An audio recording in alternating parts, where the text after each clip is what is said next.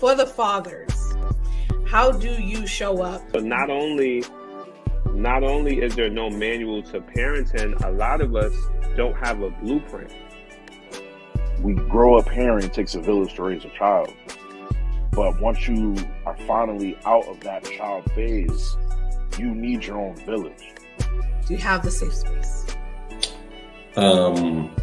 Yeah, I feel like over time it took a lot of work and effort to learn how to cultivate like safe spaces. I can create my own anxiety from just overthinking, and it helped me rationalize a little bit better in my own mind. Like, hey, don't sweat the small stuff. But fellowship is like that deep, intimate conversation. It's communication, and outside of the communication, it's embracing.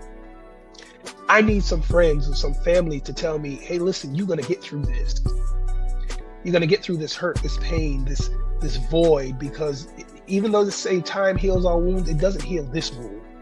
If you're asking that question, then that means you're right there on the precipice, right there on the edge of wanting to go over into a new version of yourself. But yeah, being present is another expectation that, men have to carry and uphold to.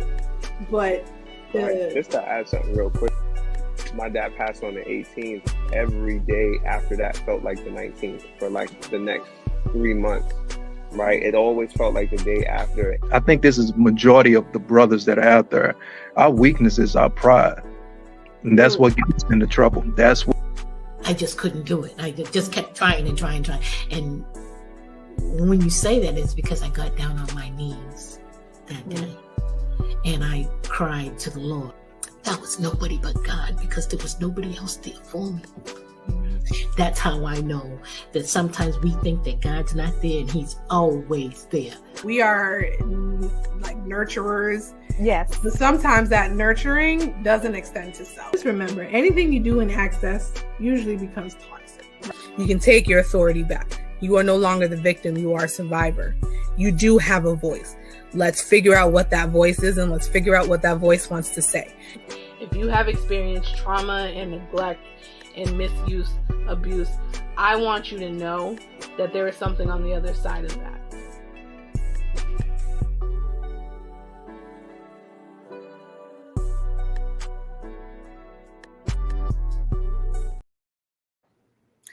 Hello, beautiful people. Whether you're watching this live or rebroadcast, thank you for coming. Thank you for watching. I hope that you guys enjoy this episode, because I know I'm going to enjoy it because I have my best friend here. So anyone who is joining, Aunt Joyce is already here. The faithfuls. Listen, faithfuls. Anyway, let me get to my introductions. As you know, my name is Jermaine. It's right there below me. I am here for episode 3 of Join the Fight series. This one is called Picking Up the Pieces. And I had to bring back the man, the myth, the legend, right? You guys know him. And for those of you who are new to this, I call it a pod. I don't know if I can call it a pod. I digress. Nonetheless, I have brought back this man. He was in the Black Man Heal series. I've literally referred to him a lot, woven in and out of my sessions, because I talk to him all the time. But anyway, without further ado, ladies and gentlemen, my best friend. Oh wait, let me back up. Let's see. He is the secretary for NSBE. He is an IT specialist, all things computers and techie things. He's my best friend. He is a dog dad and just an all-around amazing person. So, ladies and gentlemen, Darren Day. Hello. Okay, come through intro though. Like, your intro is getting better. I'm saying the little few minutes before everybody's filling in. That's awesome. Yes, listen, shout out to Denise Hall. She put that together. She is my unpaid but very much needed marketing person, because listen, Jermaine, and you know this, Jermaine Technology, we have a love-hate relationship, and so I just leave it to the people who can. I leave it to the people who can, and then I just hit play. But thank you so much for being here, Darren. I know I kind of like how to pull teeth sometimes, but I appreciate your willingness. You know, thank you for inviting me back. You know, I'd like to remind you, you know, when you do these lives, I'm an introvert, okay? You know, it is not, you know, like first priority to be in front of anything.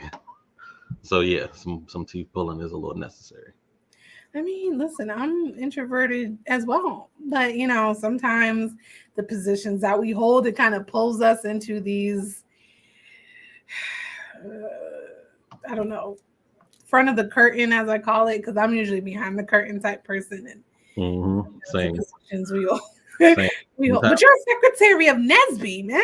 Like, I don't always have to be in front of everything. Sometimes I get it. When you're doing the Lord's work, you got to be up front. Yes. And I seen you at the Nesby National, sir. You held your own, Mr. Introverts. Hey, sometimes what the pop say, you know, is a hat for an occasion. And I definitely wore a hat. Brother's here. Hey, brother. Anyways, so let's get into it. Okay. I try to shout out. Listen, your family. We love y'all. We do. Picking up the pieces. So, you know, like I mentioned on all the other lives, I strategically handpicked people that I've had conversations with and that I believe can offer some great insight, advice, testimonials on what it means to join the fight. Now, again, I know you've been here before. Oh, hello. I know you've been here before, and some people know you and saw your episode, which might I say has been one of my most popular and most watched episodes. Just shameless plug. It gets people more surrounded in mental health. I'm for it and aware of it. Yes. And ironically, you said that because that's where we're going to start. Mental health journeys. I mean, some people are very scared of them. Some people don't understand what they look like. So can you just like, as an intro to this episode about what mental health, how has it impacted you? You don't have to share your story like per se, but if you want to, by all means, go for it. But mental health, how has it impacted your life? What has been the process? How are we doing with it currently? Let's talk. Okay. I feel like, well, I know mental health has, you know, in more ways than one, you know, sort of defined, you know, a huge part of my life. Like there's a lot of times, you know, when people or me, you know, like you go through trauma, and you don't really know what it is, you don't know how to place it or identify it. So like, hey, we're gonna shelve this somewhere in the back of our mind, and close this off. And you forget about that. You know, it's sounding like putting something in the back of a fridge. You forget about it. It's still taking up space, but now it's starting to smell. Now it's starting to bring an odor. Now it's starting to try to say, hey, I want to be, you know, up front, you know, you need to deal with me. And that's how mental health has kind of, you know, like been in my life, where it's like, hey, you can't keep like avoiding, like the smell in the back of your fridge. I can't keep avoiding or putting off the things that need to be taken care of. You know, I need to get in front of it. So my mental health journey has been, you know, quite an interesting one. I've started from not recognizing what it was, you know, thinking that, you know, there couldn't be anything wrong. There's nothing I need to talk about. I'm not crazy in that sense. I don't need to be on any medication or anything, you know, but it went from that to, you know, having episodes of spiraling where it's like, hey, something is wrong. Maybe things are bottled up and then you need to get them out, or maybe there's something a little bit more serious. So it took a lot of, you know, like as you said earlier in the show, teeth pulling, to get that together. But that teeth pulling was like, you know, critical moments of my life. It wasn't somebody pushing me. It was situations that were putting it up in the forefront. I'm missing opportunities. Like my love life is taking a tank, you know, things like that, where it's like, hey, it's definitely not the other person all the time. You know, we can't do the blame game. Mm-hmm. So, you know, I think my journey like through mental health started. How far ago was that? I want to say like at least around like 2012, something around that time was like my first therapist. And it kind of just, I don't want to say taken off. It's had its ebbs and flows, where I'm feeling really great about things, but then life happens. You put things on pause, you put things on hold. So I've been in therapy, twice? And I gotta say it's been very helpful, very eye-opening, in terms of knowing, hey, there's not something that majorly wrong with you, but it doesn't hurt to check in. You've just been stuffing things down for so long. It's kind of overflowing. Mm-hmm. And you don't get to control when it spills out or how it spills out. No. Listen, come through, metaphor, the thing that is stinking in the back of the fridge. I love this, and I feel like you said a lot, and thank you for sharing again.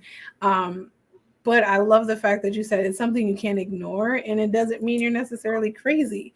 And the whole point of these podcast sessions and stuff like that is to really introduce this topic into spaces that other people like, I don't need therapy, I'm good, I don't need medication, And exactly. What you spoke to was mental health. It might start in one area, give it a few days or months or years, and it starts to seep into everything. Your career might be impacted, your relationships will be impacted, your ability to show up in the right spaces and in the right, mind frame and mindset. Like all of those things take a hit. And a lot of people don't understand that. Okay. Like mental health is that silent disability that a lot of people on the outside look like, yeah, I'm fine. Like, Jermaine, mental health? Listen, my anxious brain be doing things. So like I mentioned before, Darren was in the Black Man Heal series. What was that like for you, Darren? Like, how did we grow from it? Was it good times? Yeah. We definitely grew from it.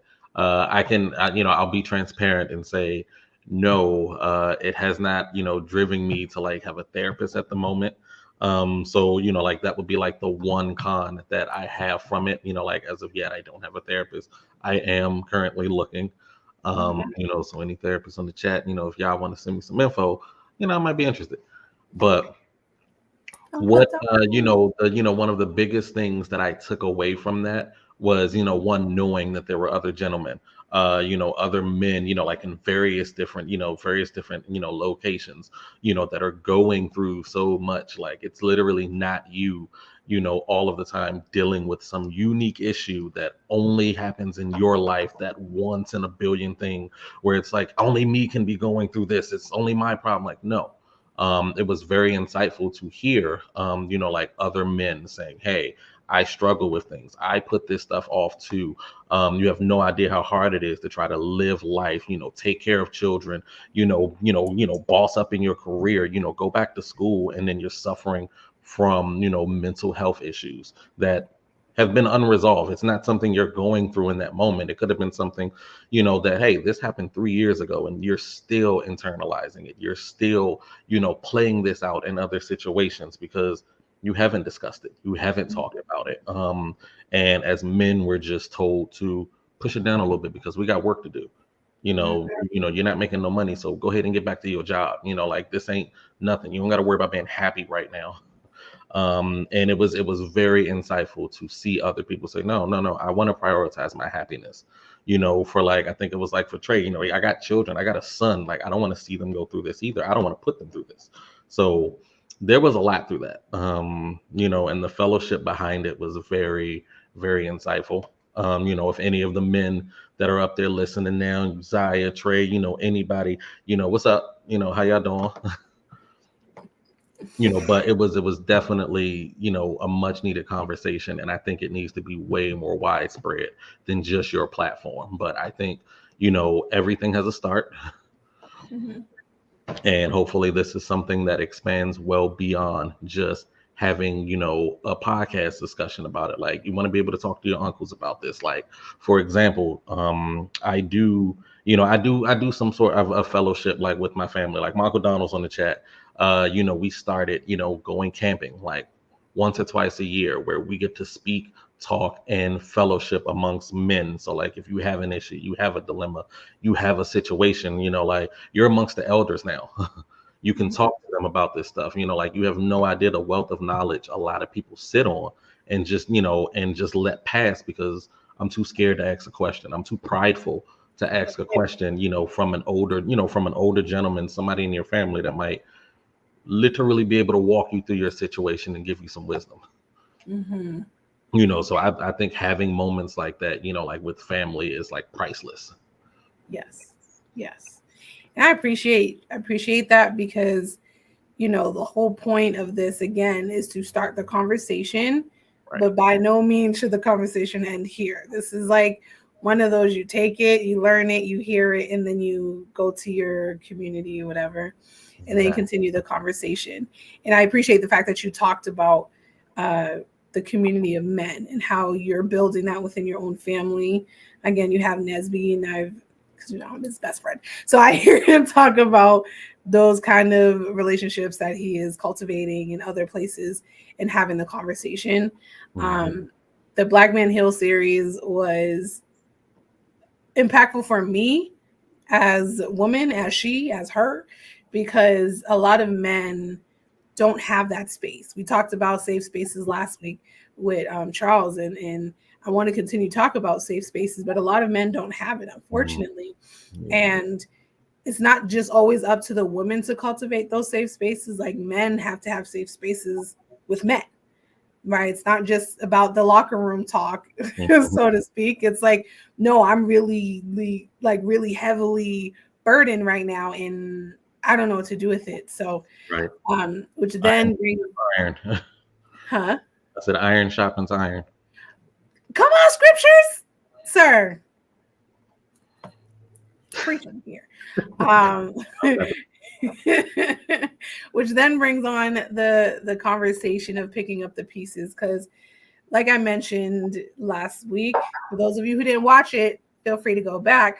But those of you who are watching now, feel free to share so that other men, other people can hear this. So we're going to pause for the cause, hit that share button, bring in your friends, bring in your family, put it on the TV and have a little watch party. Technology, right? We love it. Anyway, to talk about picking up the pieces, like what is it that happens when life just kind of gives you a little curveball and that curveball just shatters things, right? So, Darren, 2023, lovely year for a lot of people. Yeah. It happened last year. It was 5 months ago. Care to share with the class about, you don't have to share the whole story. You can give a nice little Cliff Note version of what your 2023 was like. But, sir, how was your 2023? This is a complete safe space here. So I feel I can be very transparent and trusting here. This is a safe space, right? Yes, sir. Okay. 2023 for me was, I don't want to say like the toughest year I've had in life, but like it was probably one of the toughest years I've had as an adult, in adulthood. Yeah. Knowing, and the biggest lesson I can say I pulled from that was learning to lean on others that can, that want to support you. Not begging and asking somebody for help, not I need a handout, like actually receiving help from someone, like from a place of need, not just I need that new thing over there. Like, no, being at your, your bottom, when you say walking through a valley, that's what 2023 felt like for me. Very early in the year, I was abruptly let go from a position, from a company that I work for.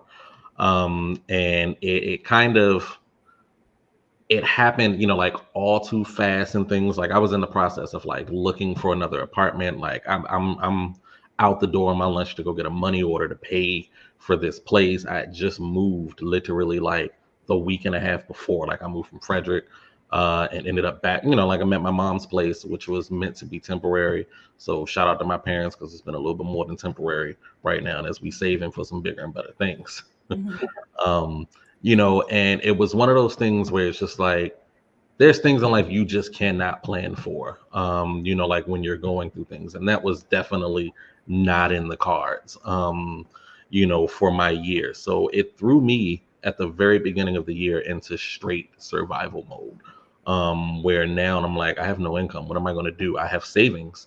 So this is going to carry me for a bit, but I have no income. I'm staying somewhere, like that isn't my place. And I need to figure out what my next plan is, what I'm going to be doing, and how that, and what that's going to look like. And it threw me in a situation because, as helpful as I can be to others, I don't like asking for help. I never want to be the person that's like, help me, or I need assistance, or, I need to tag somebody else into this situation. Like, that's never the type of character I've ever been. Like, I will refuse help, and walk on my own and starve before I sit there and say, can you, spare a few bucks. Like, if I can't get it on my own, I just don't have it right now. And that's, and that's been my MO for most of my life. Like, it was one of those, way too proud to ask for help. Not because, I always got it figured out. It was just, I never wanted to be in a position of weakness, to where someone, had a hold on me, or I felt like someone had control over me to put this over my head. Remember that time I helped you?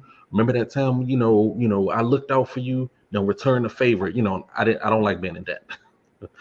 So it pushed me way out of my comfort zone to, to have to, not, and it wasn't begging or groveling or anything, but, like, help starts in the simplest of ways, having a conversation, explaining where you are in life and what it is that you need. And that took a lot, to just be able to communicate, to people I've known for years. Like, this is family I'm having to communicate this to. That was, you, for example, like, I have friends where I'm like, I don't want to ask for help. So it really changed, what I really thought about support, friendship, and just what that looks like for me moving forward. So that, 2023 was definitely one for the books, but I came out of it. I survived every bit of that situation, and it was moments where I just felt at my lowest, and I knew I just couldn't give up in that, in those moments. And sometimes that did look like, I gotta talk to somebody about this. I need to reach out for some assistance, because I literally couldn't do it on my own. Like, my savings enough, as much as we all like to wish, we got 6 months of savings stored somewhere, then and there's another account with like an extra year's worth of I didn't have that. Like, I was literally going through a move, rent balloon, to a point where I said, I can't sustain this in this area no more, so it's time to relocate. So I had enough money to get me to another spot, but not enough money to, like, I can coast this entire year, like, take a trip to Puerto Rico and just live there for. No, I didn't have that. Yeah. I mean, that is so, again, thank you for sharing. That was deep. Now, I mean, yeah, because I was both on the outside looking in, but then kind of sometimes like in it, I can say with confidence, because I've seen Darren from January 1st of 2023 to now, I was impressed. Because listen, I thought I had some strength and fortitude. This man right here, I remember just like having conversations with Darren, and I'm just like, I don't know how you're doing it, because had it been Jermaine, no. And especially because I know Darren doesn't particularly like asking for help.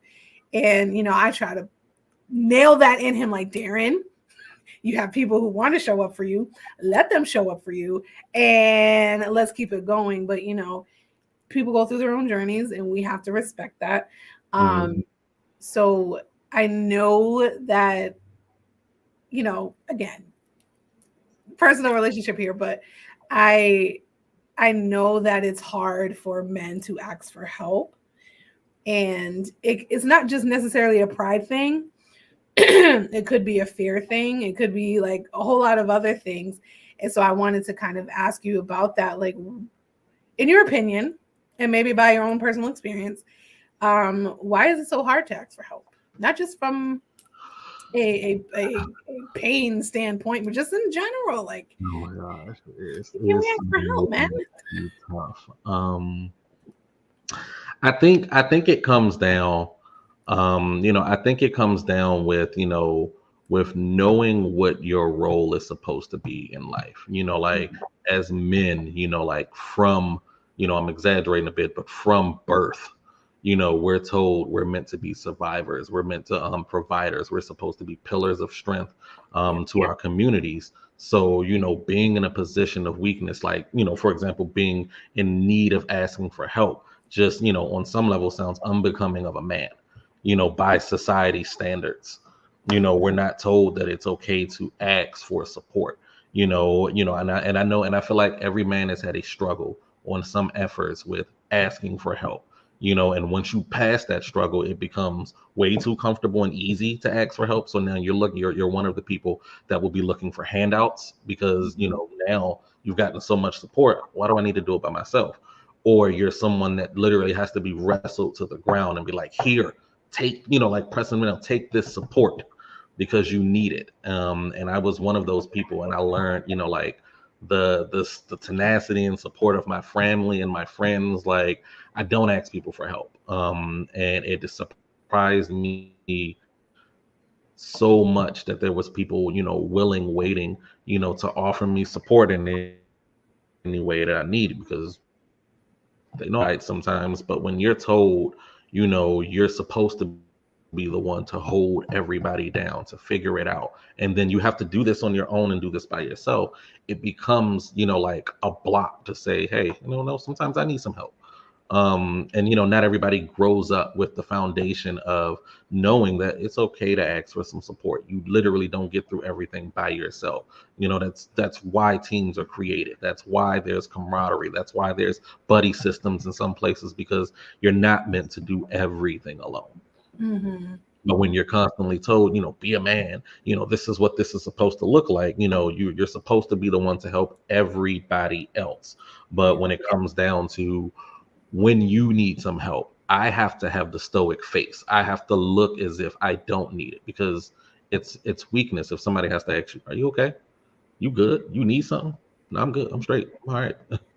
I have to wear that face, no matter what's going on, because you don't know who's going to have something to say. You don't know who's going to use that weakness against you.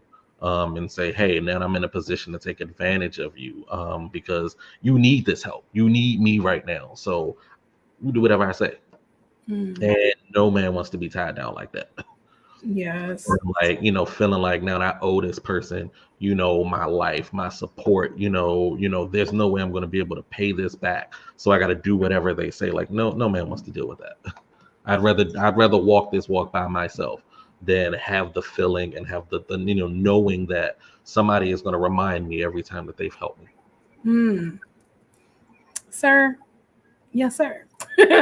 And that's a fear that a lot of people have. And I know, men and women, no matter how you spin it, we are humans. But I mean, there's a difference between like a man feeling weak and a woman feeling weak.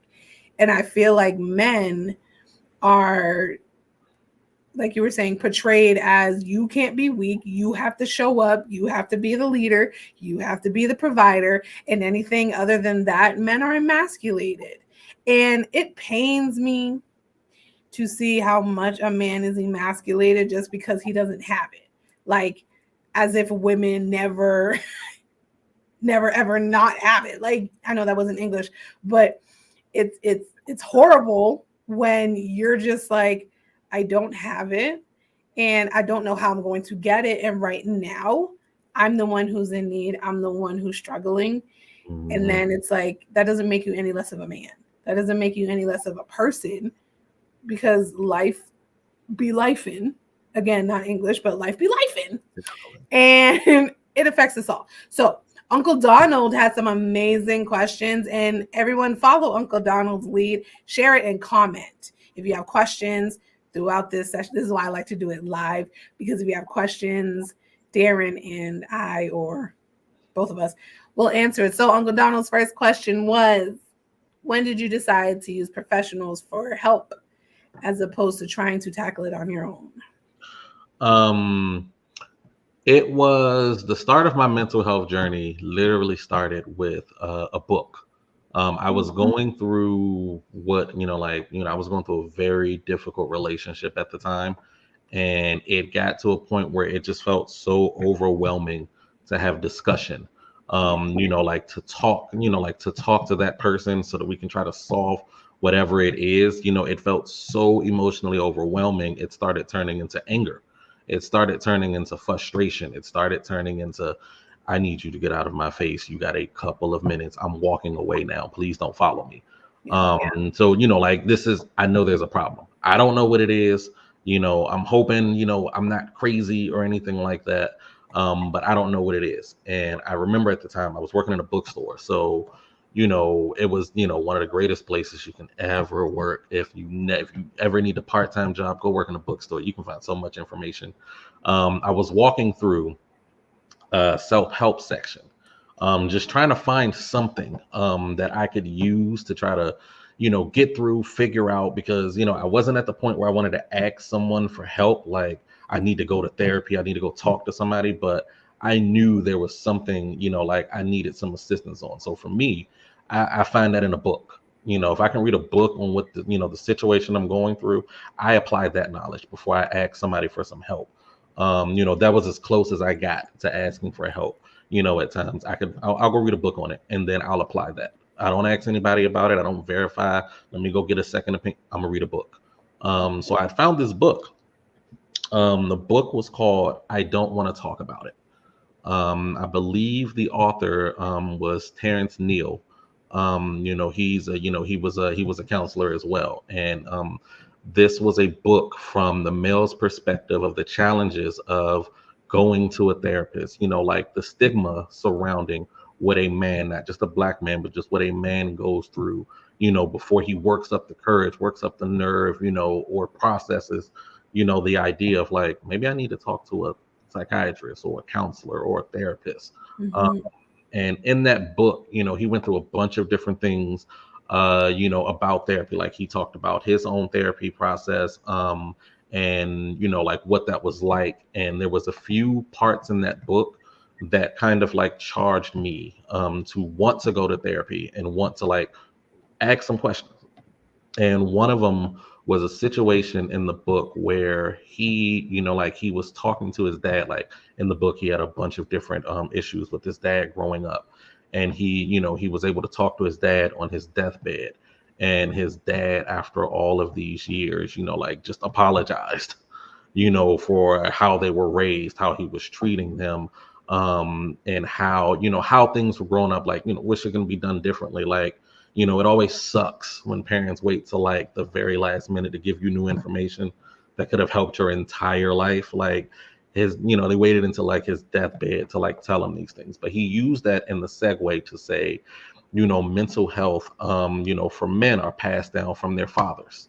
Where the son is who internalizes that information, that emotion, remembers it subconsciously, and then when they have children, they're passing it down to them. So now they get that trauma, and it becomes a generational cycle of never breaking this, never breaking this curse, never breaking this depression. And I remember saying when I read that book, if I have children, I definitely wouldn't want my sons to inherit my mental problems. I don't want them to inherit or deal with anything that I have done. My goal in life is to make sure I've tackled some of the harder things. So when they get started, they don't have the same problems. They got new problems they got to solve on their own, but they don't have to solve my problems, my failings, and my issues. So it kind of made me start the conversation. I called a lady. I can't remember that therapist's name, saved my life now. And I started the conversation with her, and I remember the first question she asked me when I got there, what made you want to come to therapy? And I was like, before I say anything, I don't want to take any medicine. I'm not crazy. Don't prescribe me any medicine. If that's what you're going to do, I'm not going to be here. And she was like, no, that's not what I do. And that's how my journey had started. Mm. And from then, after, being in the sessions with her, down the line years later, getting another therapist, I immediately saw, like value in a lot of those things because they have knowledge I don't. They may not know my experiences. They may not know, where I've come from, or they weren't walking beside me when I was going through these situations. But she was able to, dissect and provide insight on a lot of things that I was going through. Like, where were you these past few years? Like, when I was going through this stuff in this relationship, you could have been helpful. Like, you could have been right in the middle. I needed that help. So I immediately started taking some of the lessons, that I was learning there and trying to apply in that relationship. Like one of the biggest things was saying it's okay to say, I need a moment in this conversation. You don't have to follow every argument to completion. Hey, we're getting a little too hot and heavy. Before we both say something we don't mean, can we take a break? Yeah. And I never thought that was something I needed to do before because, like I was saying before, it was getting to a point where anger is starting to show more than, like, hey, I really want to solve this with you. I really want to figure this out. It was anger. And it was like, no, I didn't know it was okay to have a moment and say, I need to go for a walk. Yeah. It's hard to not just admit that there is a problem or to admit that you have the problem.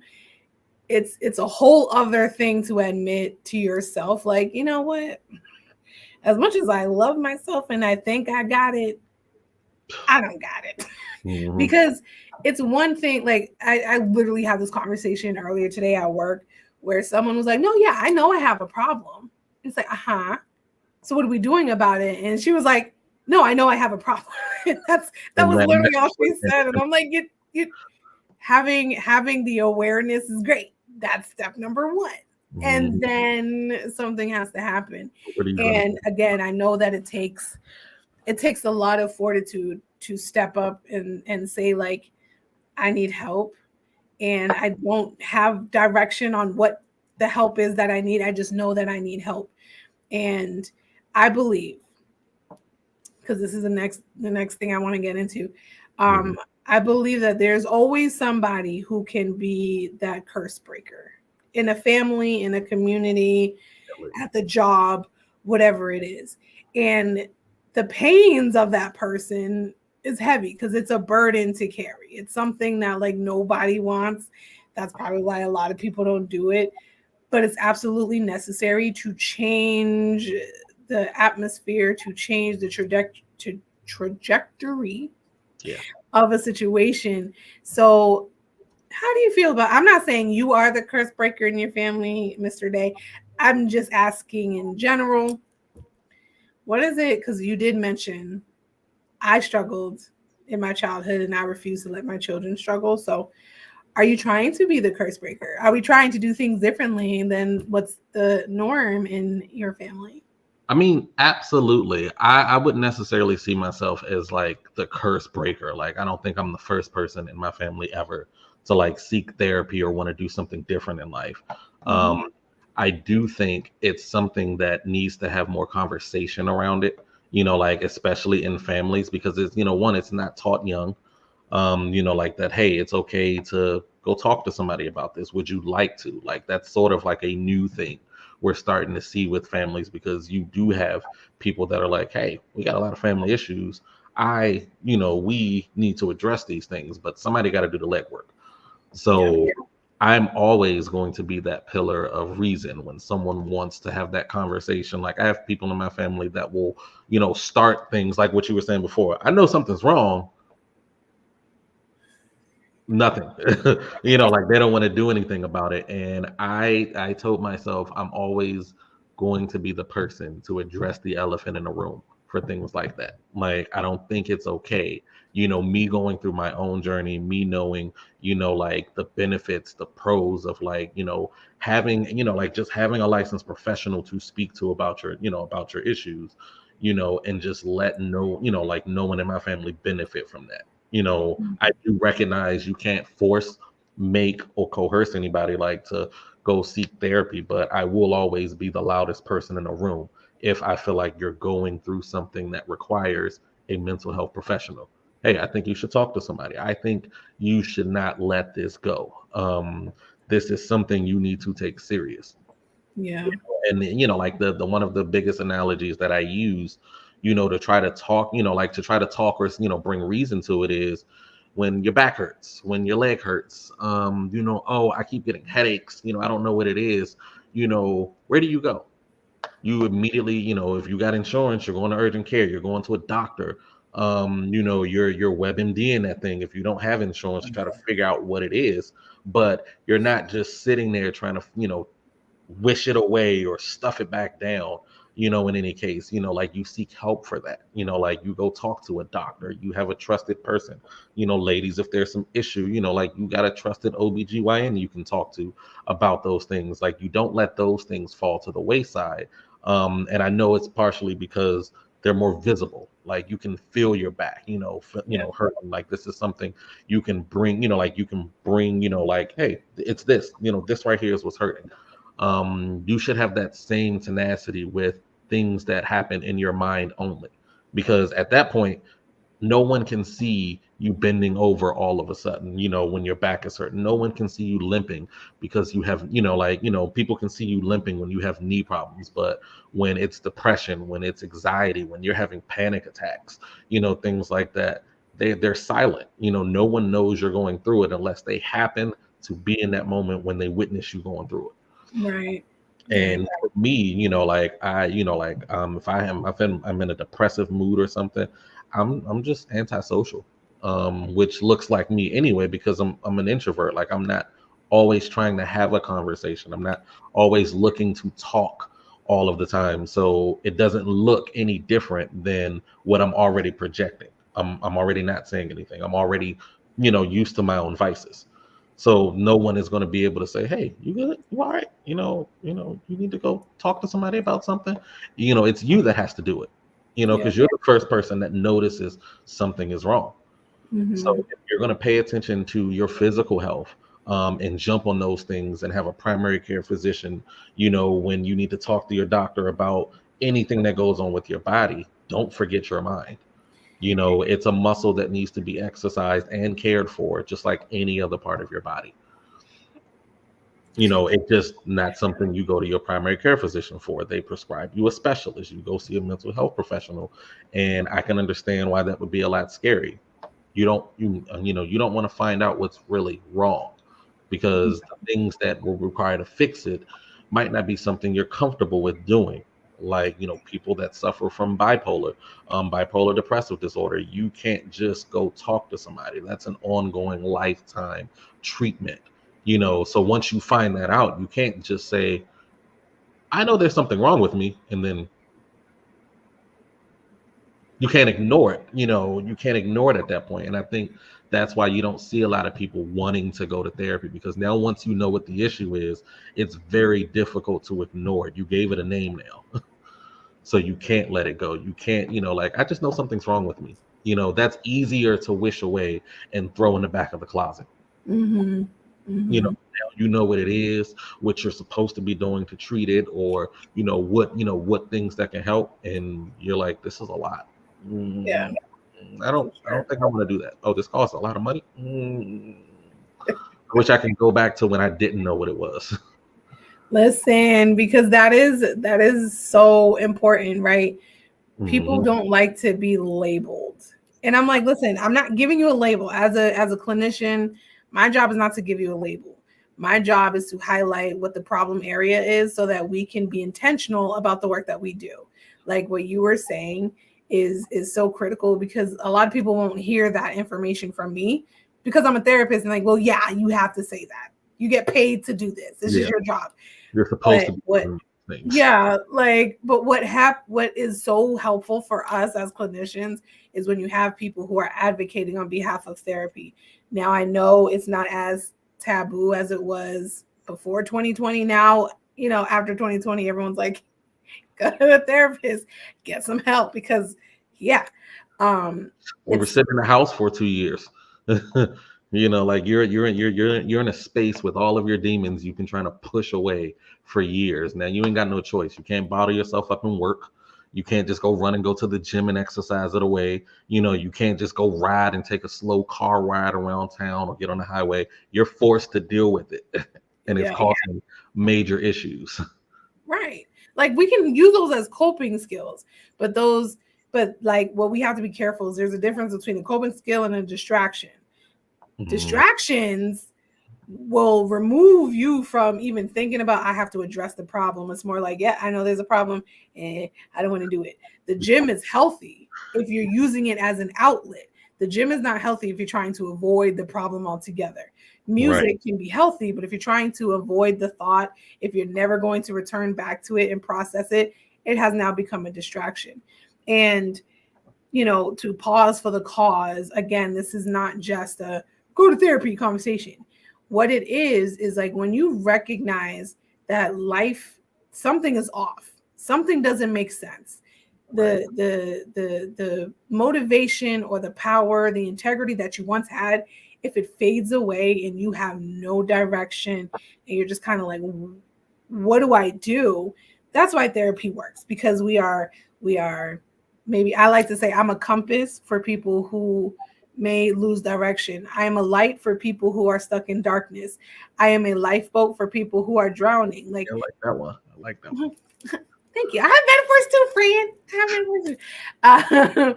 But it's like I'm not just someone who's going to tell you, here's how you live your life. You are an expert in your life. I'm just here to be a tag team partner.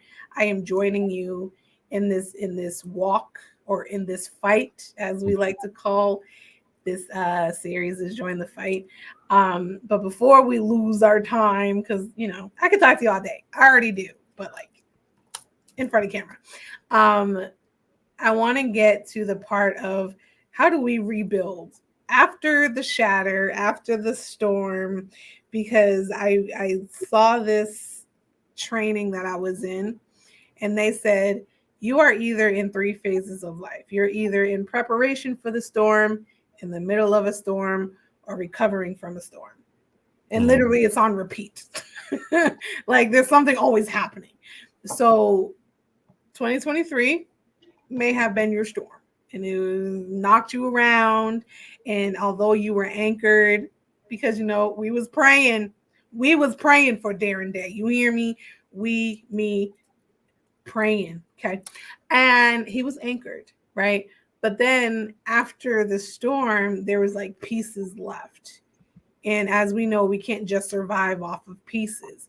So can you speak to like the mindset or the skill set or resources that you need to rebuild again and to start to pick up the pieces and put life back together again?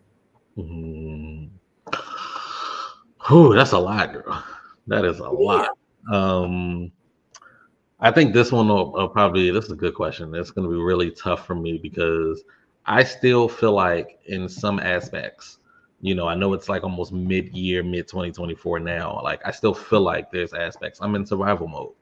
So it's kind of hard to see, like, hey, what's rebuilding look like for me? Because, like I still feel like there's a couple checks that I haven't, like I haven't completed and put an X in the box on to make me feel comfortable with like, I'm ready to, try something different. Like, I think one, the important thing is trying to recognize if you're in survival mode or if you're just coming out of it.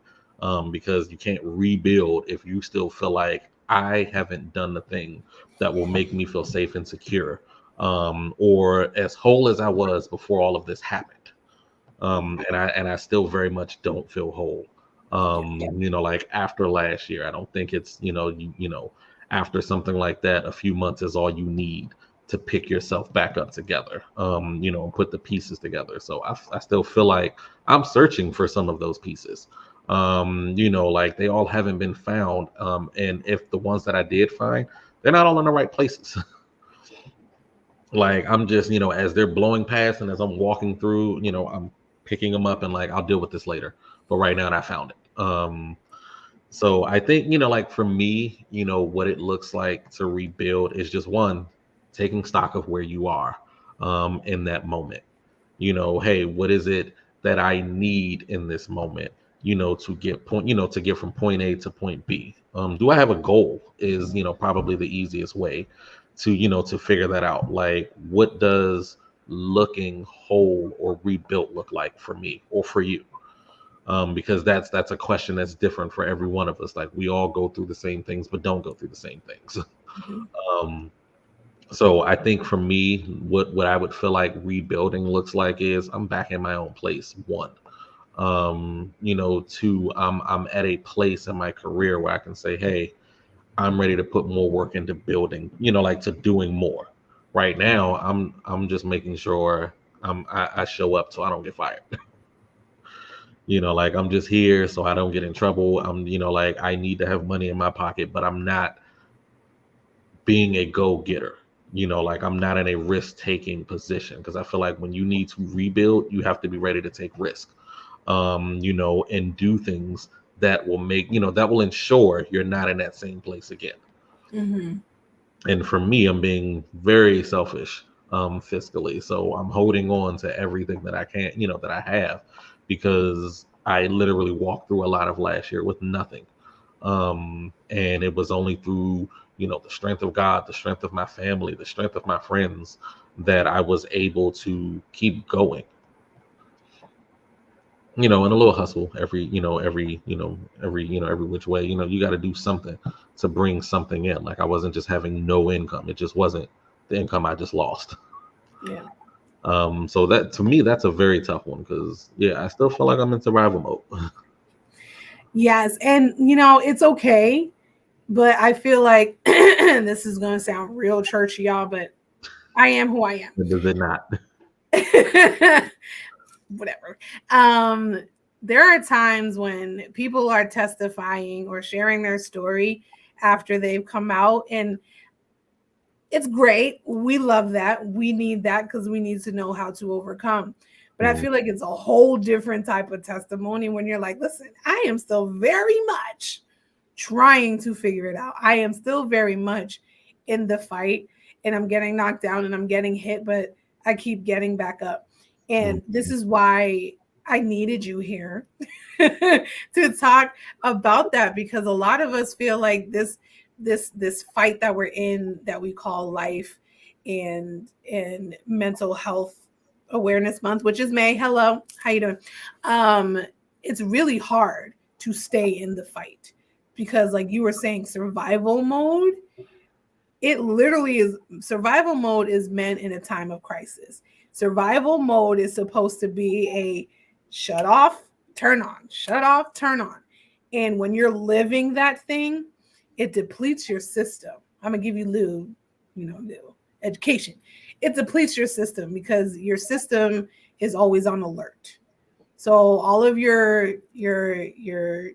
internal things are misfiring, and they're going off all the time.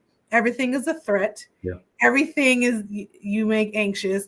Like what Darren was saying, like financially, I remember us having conversations where it's like, oh my God, another thing is trying to come out the bank. I don't got it. And seeing my friend just go through these anxious moments of, shoot, like I'm in a negative right now. Not just saying financially, but I'm in a negative right now. I don't have a lot of things, and people are requiring so much from me. And you said that at the beginning, where you still had to show up. Yeah. People still needed you. You still had to try to show face. People confide in Darren a lot. I have a little gripe with him about that, because I try to be like, Darren, take care of yourself. But Darren's a giver. Darren is compassionate. I mean, nothing pauses just because you're going through a crisis. Like nothing pauses. Like you're not given grace because you're going through a situation. No, you still got to keep moving. Yes, but like self-care, people. Bills are still due. Family events, people's birthdays are still happening. Like things still happen. You're still aging. I definitely feel like I have a lot more gray hairs than the last video we did on the last video. you know, for You like look great, friend. You look great. pause going through a lot of this stuff. That's why, you know, like I guess in what you were saying, survival mode can be very draining because you still have spaces, no matter what's going on right here, you still have spaces that you have to show up to. There is no, hey, I'm going through something. I can't do this. Yeah. And this is why, like, I believe that the conversations have to happen where it's okay to provide grace for people who are struggling and not emasculate them if they are men and not call them outside of their name regardless of their gender.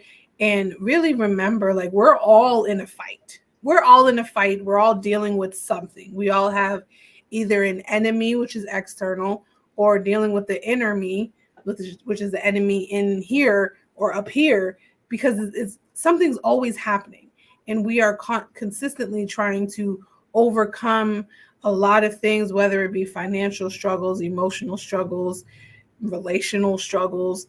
Something is always happening, and I know a lot of people have seen that meme that talks about be kind to people because you don't know what they're fighting when they leave work. When they get into the home, when they get home, you don't know what they're dealing with. So let's be a little bit more gracious and kind. And showing up for people is so huge. And I wanted to circle back to that because you had mentioned that you had friends and family that showed up for you in this time of need. But even yet and still, a lot of people didn't know to the extent about what you were dealing with unless you decided to confide in them and share 100%. And I can catch it because I pay attention to this man. You hear me? I know a lot of his little quirks and his great highs and lows, you know. And if you don't have at least one who can catch you and say, like, no, I don't care what you say, you're not as okay as you're trying to portray. And we all need that one, or maybe more if you can have it, if you have the capacity for it. But we all should really be trying to form these close relationships so that people can help carry us through and say, like, listen, I know you're not okay, but if you need me, I'm here. I know you're struggling. And if I got it, you got it too, you know? And I feel like that's the beauty of friendships. That's the beauty of some families, is that they do have someone who's going to look out. And that's a part of the rebuilding process. It's knowing that as I'm picking up these pieces, maybe someone is helping me piece it together. Maybe someone is giving me more resources. Maybe someone is, if you're talking about brick, we're laying it brick by brick. Yeah. And I feel like that's needed because a lot of people are just like, well, my life shattered and there it is. Yeah. But that can only happen if you share. Because sometimes people do need to be emotionally invested with what it is they're going to put time or energy to. And I don't share anything. I don't like to share. So there were people that have helped, and I didn't fully disclose, you know, because I don't believe, you know, it should be my job or, you know, my purpose in life to burden other people with my issues, with my problems. You know, like they're going through something too. You know, like, because even when you're going through something, you're still reminded in, you know, like in subtle ways, that you're going through your situation, sure, but there's someone out there going through something much worse than what you're going through. So I'm not sharing this because I need a pity party. You know, I'm not trying to, you know, like, oh, I need you to over invest in me. So let me tell you my whole story so that you can, you know, help me out with some gas money so I can get to this gig over here. You know, I don't feel like that's my job to overshare or just share. Like, if you want to know, you know, like, let's take a seat, you know, like I'm willing to share when needed, but I'm a very private person in general. Like, unless I trust you and I know that it's going to be a safe space, this isn't going to be, you know, used against you in something, you know, when I'm running for governor in a few years, they're going to be like, that time Darren was so vulnerable and, you know, he was broke before, you know. I don't want to I don't want to run into that. But if that becomes what, you know, my testimony with things is just share, you know, I gained so much more support from people just being honest and transparent about what I was going for, you know, what I had going on. Because you have people that want to help, but they don't know how to help you if you're not sharing, because it wasn't always money. that was needed in a sense. Like it's not always just a financial need. Like sometimes all I needed was someone to just check in. Hey, let's sit and talk. You good? You okay? Like because I'm bottling it all up, and I'm doing that because I don't have 1,001 outlets to put this stuff. Like I don't have this many places. Like I have a great best friend. Like I have people that I can talk to, but sometimes it still gets overwhelming. So sometimes it's not always a how much money do you need? I don't need it. Like I took care of myself this time. Ask me how I'm doing. Like ask me if there's anything I need emotionally. Like pause. Do you need a hug? Can we pray? If I'm talking to a religious person, can we pray? Like hey, you need a hug? If you're a gentleman that's not touchy, hey, let's just handshake. Dap me up, bro. I need this right now. Like that's it. And because sometimes, like I'll see a cousin, I'll see a friend, like it meant the world to be like, bro, I got your back. That's all I needed. I don't need money from you. I don't need, like I don't need you to, help me get the, get somewhere, get A to B, get the job. Like I need emotional support. And that's, honestly one of the hardest things for a man to ask for, emotional support. And just saying, hey, I just need someone to sit down with me while I go through these feelings, whether that's a cry, whether, I just need to, vent this anger out, and not feel judged by it, or vent this frustration out. Like, how could this happen to me? I thought I was doing everything right. What could have happened to make this happen in my life? I feel like that's one of the hardest things to ask for at times being a man is just emotional support. You don't always know how to ask for that. Like I'm not a hugger. I'm not a physical touch person. So I'm definitely not gonna walk up to no guy and say, man, I just need a hug. Come here for a second. No. But I still recognize that I need some level of, like emotional support. Like somebody else, like, man, I've been there. I know what you're going through. You need anything, hit me up. Sometimes that's just a 10-minute phone conversation with one of the bros. Yeah. And that was all I needed to get through my day. Like, man, I feel like I can do anything. Whatever I need to sell right now to take care of some stuff, I'm on it. Because I just, I talked to one of my bros and everything is good now. It wasn't about, hey, I gave you some extra money. I'm gonna help you get this job. No.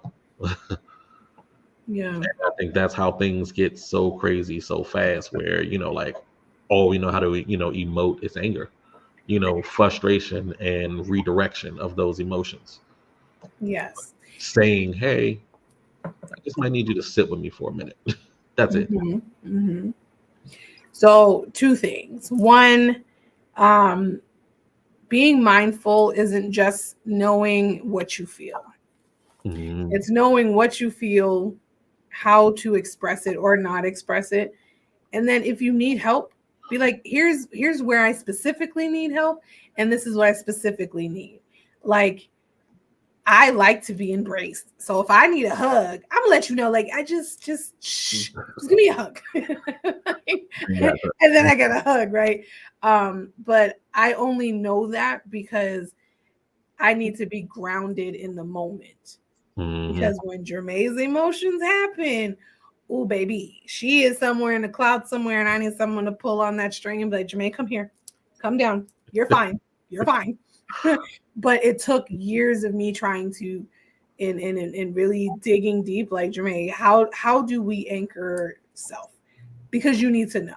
So I would say, Darren's going to give his last thoughts because we have approached the hour mark.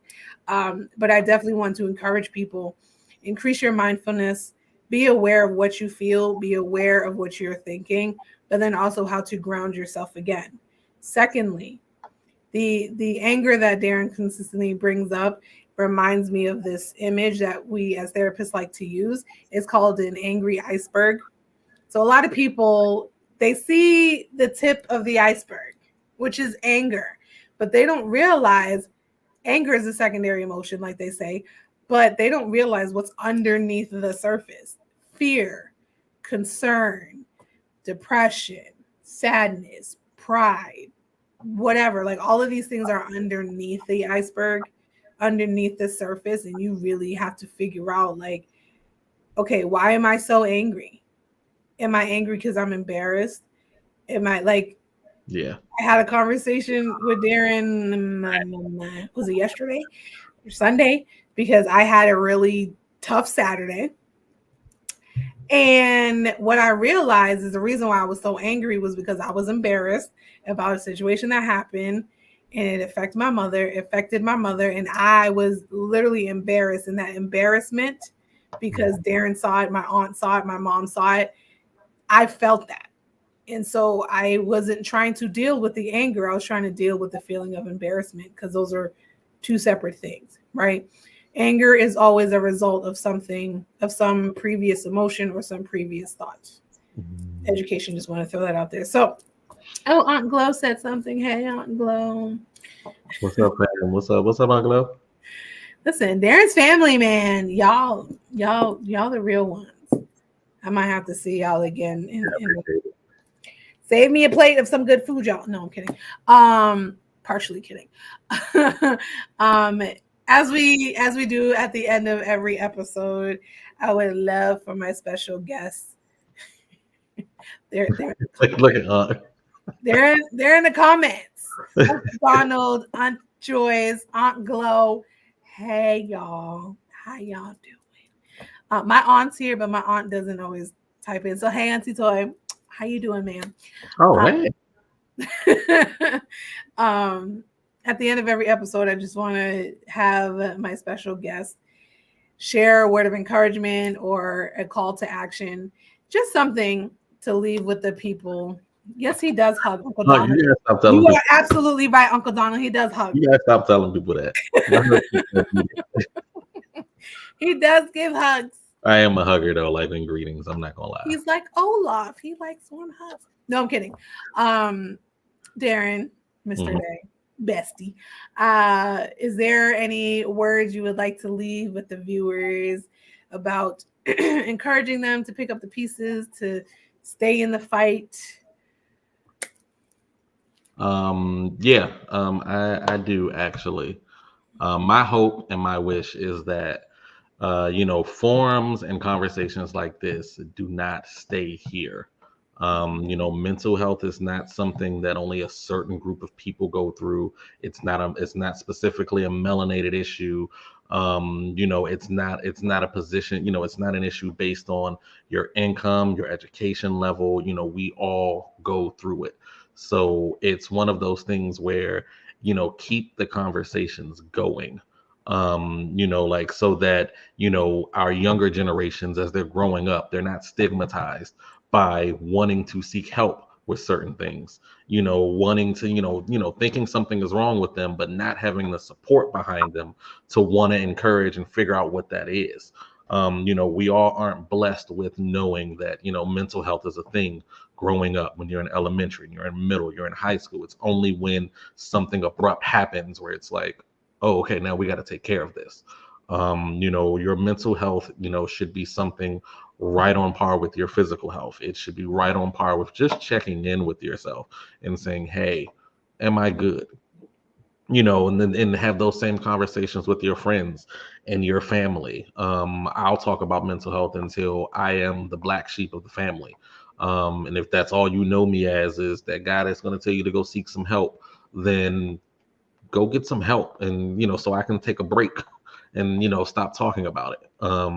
But this is a conversation that I hope transcends generations so that, our kids can have a different response and reaction to what mental health looks like.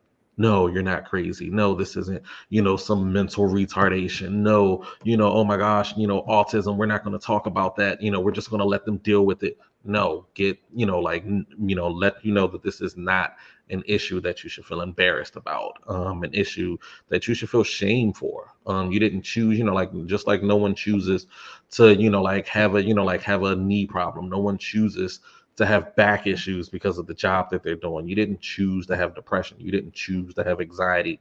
You didn't choose to be bipolar or a narcissist. Those aren't choices that you take, but there are still things you can do about them. Mm-hmm. And it shouldn't end with just, we have somebody here to have a conversation with. They're no, talk to people about this proactively, if possible. Like on Glow is saying, hey, not because you think something is wrong with a person and I'm trying to let you know, like, hey, I wanted to talk to you about, I think you got problems. No, just have a conversation in general so that people can know what to do on their own and feel safe to come to you if they actually do need support. But if you're stigmatizing it and making someone feel shameful for it, we're going to do what we've been doing for generations, which is just push it down, put it to the side, and let this be an issue no one talks about. Mm-hmm. Finger snaps, Darren J. Finger snaps.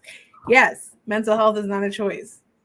It is also something you have to proactively deal with, continue the conversation, and just remember you are not alone. Okay. Yeah. Put therapists back in schools. What? I said put therapists back in schools,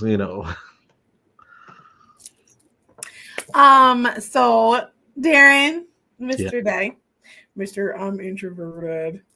You did great. Yeah. Round of applause in the comment section. Join us or me next week. Yes. I am bringing on a colleague, a friend, the homie, Evanor. He is coming, and he has a testimony. You hear me? We just talked about, Darren and I just talked about overcoming, the struggles that he has overcome and is still overcoming. Evanor, you need to hear his story, so you need to be here next week, 7 p.m. And I love the fact that Darren alluded to it, and he didn't know that this is the title of next week's episode. But next week's episode is I Am Not Ashamed. Okay? Mm-hmm. Don't be ashamed of your story. Turn the page. It keeps going. It can help somebody else out. Yes. Your past is not defining you. You're going through this too. Oh, wow, this is what you went through. I don't want to go through that. Let me take care of this now. Yes. Yes, Anglo. We have to be listeners. So hey, Sarah. Don't want to forget Sarah. Hey, girl. So yes, next week, be here at 7 p.m. I will be in the comment section because this is going to be pre-recorded, but that doesn't mean you shouldn't show up. Okay? Show up. It's going to be fun. You do not want to miss Evanor's story.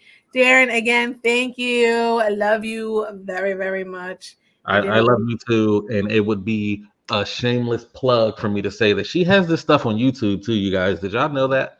You can share links to it, like these series she posts on her YouTube, her Facebook, everywhere. So blow them up if you can, share with people, make them conversation pieces at parties if, you got intellectual parties like that. And if you do, invite me because I'll bring pasta salad and, and the vibes too.